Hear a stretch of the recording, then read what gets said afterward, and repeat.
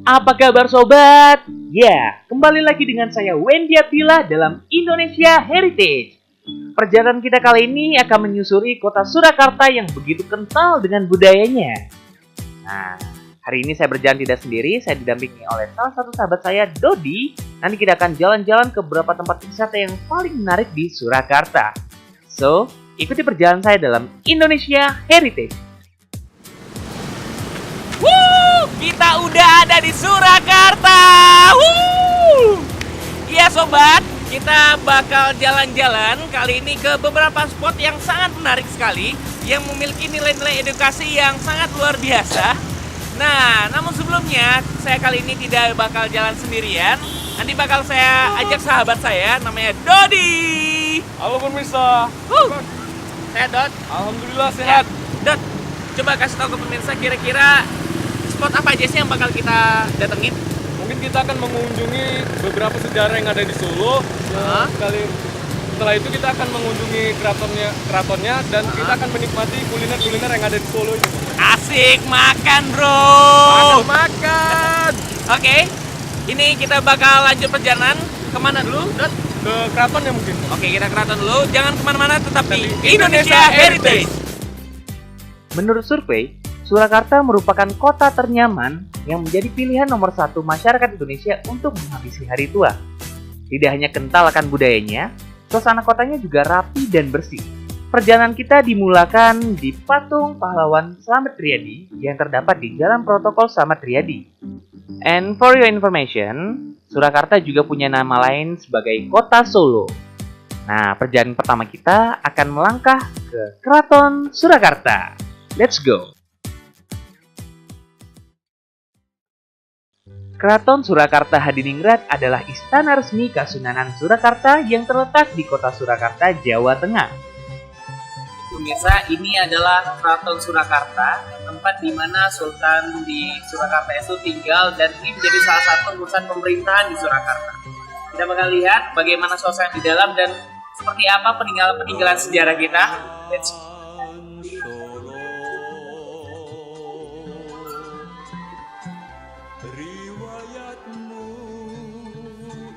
Pemirsa, di ruangan ini kita dapat melihat berbagai macam foto-foto ataupun lukisan dari Pakubuwono, atau mungkin kita sering dengar dengan istilah sultan ataupun raja. Nah, khusus untuk di Surakarta sebutnya Pakubuwono. Nah, di sini kita dapat lihat Pakubuwono dari masa ke masa, dan ini menjadi saksi sejarah berdirinya Surakarta.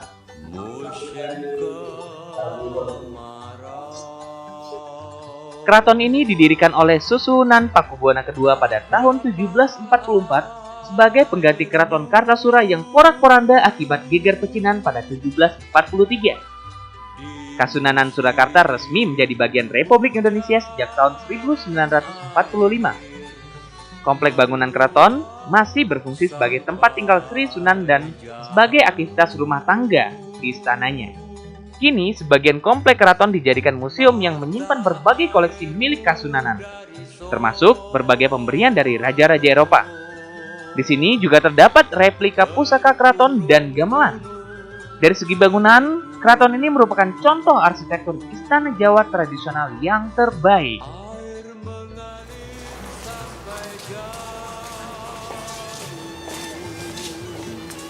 Ya pemirsa, itulah tadi perjalanan kita di Museum Keraton Surakarta, dan banyak sekali pelajaran-pelajaran menarik yang bisa kita dapatkan di sini.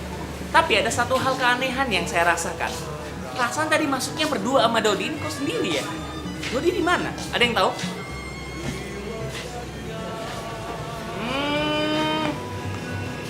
Di sini dia pemirsa. Wih bro, mana? Kenapa? Dimarahin pacar dia. Kenapa? Oke pemirsa, itulah keanehan Dodi yang entah dari mana tiba-tiba datang, tiba-tiba muncul. Jangan kemana-mana, tetap saksikan Indonesia Heritage. Udah, putusin aja. Surakarta tidak hanya kental dalam nuansa budayanya juga, tapi juga nuansa keislamannya. Di Surakarta ada namanya Masjid Ageng Keraton Surakarta Hadiningrat, yang mana pada masa pra-kemerdekaan adalah Masjid Agung milik Kerajaan Surakarta Hadiningrat. Berfungsi selain sebagai tempat ibadah juga sebagai pusat syiarnya Islam. Masjid ini dibangun selama 5 tahun sejak tahun 1763. Memiliki luas sekitar 19.180 meter persegi dan dibangun oleh Sunan Pakubuwono yang ketiga. Arsitekturnya tidak jauh berbeda dengan Masjid Gede Kauman di Yogyakarta. Bangunannya juga luas dan lokasinya tepat berada di depan Pasar Klewer, Surakarta. Yang mana kita tahu Pasar Klewer merupakan pusat tekstil terbesar di kota Solo ataupun Surakarta. Pasar yang letaknya bersebelahan dengan Keraton Surakarta ini juga merupakan pusat perbelanjaan kain batik yang menjadi rujukan para pedagang di Yogyakarta, Surabaya, Semarang, dan kota-kota lainnya di Pulau Jawa. Pasar ini bisa menampung sekitar 1.467 pedagang. Wow!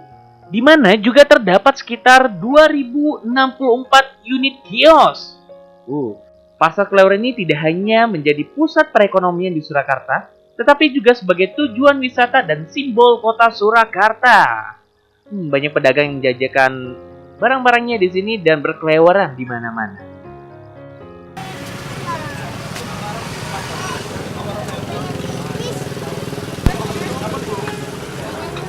Ini ya Pasar Klewer ya? Iya, ini Pasar Klewer. Kenapa disebut sebagai Pasar Klewer? Oke Mas Wen, ini dulu namanya Pasar Klewer, yang dimana Pasar Klewer itu terbesar di kota Solo, yang dimana dulunya pada saat itu Pasar Klewer ini tempat pemberhentiannya kereta pada masa kedudukan Jepang, kereta api, yang dimana dulu dinamakan Pasar Solompretan. Solompretan itu berasal dari suara kereta api yang akan berangkat yang mirip dengan suara tiupan trompet. Oke. Kenapa dinamakan Pasar Klewer? Karena pedagang-pedagang kecil, baik pedagang kecil maupun pedagang yang lainnya, berkeleweran di sekitar sini, makanya dinamakan Pasar Klewer. Iya, jualnya berkeleweran jadi makanya nama Pasar Klewer gitu ya. Pasar Klewer. Iya, keren. Kalau di sini emang udah dari tahun berapa ini ya kira-kira? Pada tahun 1942 sampai pada 1942. Lama banget ya? Iya, lama banget. Kesana yuk. Khusus bagi Anda yang pengen nyari batik, nah saya mending nyaranin teman-teman buat datang ke Kampung Batik Laweyan, di mana kampung ini merupakan salah satu objek wisata yang disediakan pemerintah Kota Solo, di mana banyak sekali wisatawan yang datang baik dari domestik ataupun mancanegara. Ya, pemirsa, sekarang saya sedang berada di kawasan industri batik di Surakarta, tepatnya sedang ada di Omah Laweyan. Dan di sini keren banget, banyak banget pilihan batik dan mayoritas di sini batiknya semuanya batik tulis. Keren. Dan Laweyan ini bukan daerah khusus wisata untuk mencari barang-barang dalam bentuk batik, baik itu bahan bakal, baju, ya, tas, dan juga pakaian-pakaian lainnya. Ya teman-teman, kalau jalan ke Solo pengen nyari batik, boleh datang ke daerah Laweyan. Kampung Batik Laweyan ini dinilai sebagai kawasan sentra batik di kota Solo yang sudah ada sejak zaman Kerajaan Pajang. Tahu nggak tahun berapa? Mulai dari tahun 1546 Masehi. Buset, udah lama banget ya. By the way, kawasan ini sempat meraih kejayaannya pada tahun 1970-an. Dan sampai sekarang, kawasan Kampung Batik Laweyan masih banyak menyediakan batik yang super keren. Nah, kebetulan saya sedang berada di salah satu outletnya. Dan memang kabar yang beredar tidak hanya sekedar kabar burung, tapi juga memang benar. Keren-keren bro. So, cintai budaya Indonesia, cintai batik Indonesia, dan cintai produk-produk Indonesia. Nah, berhubung karena udah siang, lapar pemirsa, saatnya kita makan-makan. Saya dengar di sini ada salah satu objek wisata kuliner yang menarik untuk dikunjungi. Apa itu? Tetap ikuti perjalanan saya dalam Indonesia Heritage. Kalau kita udah datang ke salah satu kota, kayaknya kurang pas rasanya kalau kita belum nyicipin makanan yang terkenal di sana. Udah tahu kita bakal makan apa? Yup, bakso! Iya, bakso. Nah, katanya bakso ini adalah bakso paling enak se-Surakarta. Langsung aja kita datengin Bakso Alex.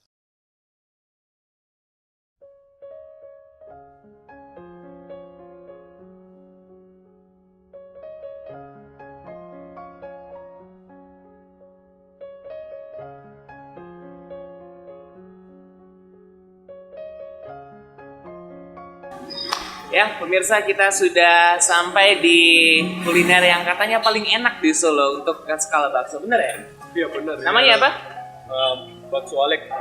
Saleh. Dan kebetulan ownernya ini sahabatnya saya. Langsung aja kita ke dalam ya. Asik, udah dihidangin banyak banget Mbak Siti. Ini katanya menu yang paling spesial ya? Iya. Apa namanya nih? Bakso super komplit. Bakso super komplit. Terdiri dari Bakso urat. bakso urat, Ada bakso halus. bakso halus, Terus yang ini ada tahu bakso. Tahu bakso. tahu bakso. Kita pakainya tahu sutra, jadinya lembut gitu kan. Terus ada apa lagi? Ada nih? pangsit. Ada pangsit, Ada irisan daging juga di dalam. irisan daging juga ada. Sama mie India. Ini tapi tumben ya ada bakso pakai iga nih. Apa maksud dari komplitnya itu enggak? Oh enggak sih, kalau iga di sini menu sendiri. Oh, menu sendiri. Tapi Jadi emang ada, kita ada menu itu. kalau Mbak Siti sendiri deh sebagai ownernya itu paling demen tuh sama bakso yang mana? Kayak rumah bakso urat ya. Bakso red ya. Oke pemirsa, kalau gitu kelihatannya seperti biasa logika nggak bisa jalan tanpa adanya logistik. Kita santap dulu. Kalau kata Mbak Siti yang paling enak tuh bakso uratnya. Kita cobain bakso uratnya ya. Oh silakan ya. Ini Mbak.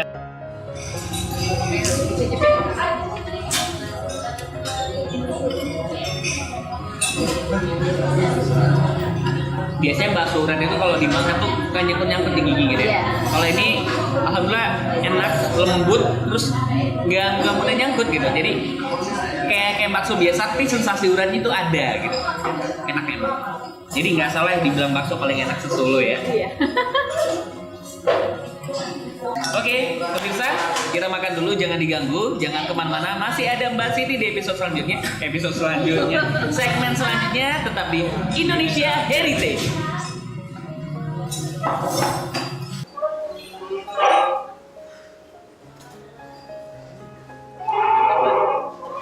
Baik pemirsa, baru saja kita sudah nikmatin bakso yang memang benar paling enak di kota Solo. Nah, namun sebelumnya kita pengen cari tahu dulu kira-kira kenapa sih bakso yang bermula dari outlet yang cuma satu gerobak doang bisa mencapai berbagai macam cabang di kota Solo? Langsung kita ngobrol dengan Mbak Siti ya. Mbak Siti, saya penasaran nih, bakso tuh kenapa sih pakai nama bakso Alex? Kayaknya kurang. Kalau nama Alex itu memang diambil dari nama bapak saya. Bapak saya namanya sebenarnya cuma Saiman. Saiman. Iya. Saiman. Alexnya tuh dari mana gitu? Jadi dulu Saiman itu sama temennya, teman kantor itu dipanggil Alex, hanya Alex. Jadi Saimannya sekarang hilang banget. Orang-orang kantor, orang-orang luar sekarang taunya Pak Alex, bukan Pak Saiman. Gitu. By the way, Alexnya ada nggak? Ada. Bisa tak panggilin? Oh boleh. Kita jadi ngobrol bareng. Oke, sebentar ya.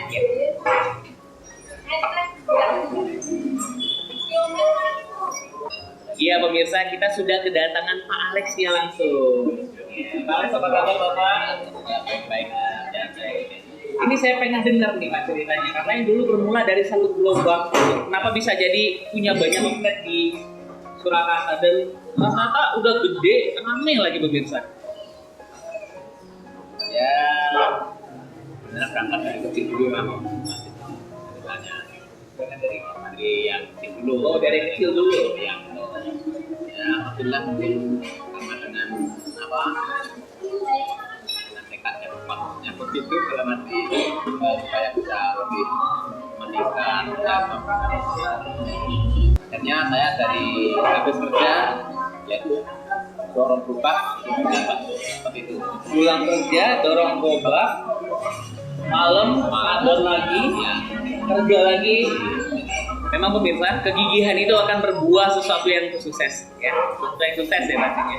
Kalau boleh tahu nih ya, Mbak Siti kan selaku sebagai seorang manajernya, gitu kan, itulah ya. Ini gimana sih caranya agar bisa berkembang jadi banyak gini? Selama ini kita menerapkan untuk sistemnya berpusat. Jadi untuk produksi, dari mulai produksi sampai untuk suplai ke cabang-cabang kita semuanya dapat pusat. Jadi kita tetap jaga kualitas, tetap jaga rasa. Jadi insya Allah gimana aja makan bakso Alex ya rasanya seperti itu.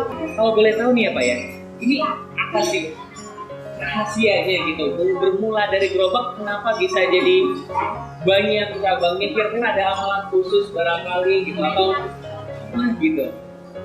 Ya apa sih? Pokoknya dari awalnya memang kita harus sabar, ulet, telaten, dan untuk supaya mungkin bisa berpartisipasinya, jadi sisihkanlah rezeki untuk di Sedikit bagian sedekahnya begitu. jumlah karyawan kita ada berapa nih Mas? Kurang lebihnya ada 50 karyawan untuk di Solo aja.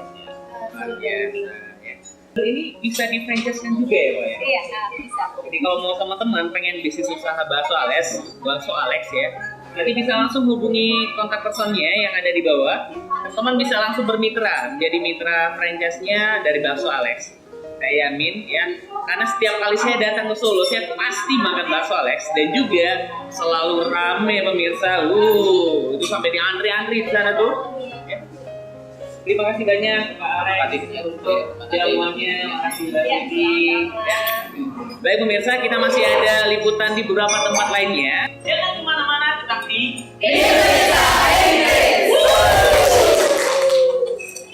Oke sobat, sudah seharian kita berjalan-jalan mengitari kota Surakarta yang begitu damai.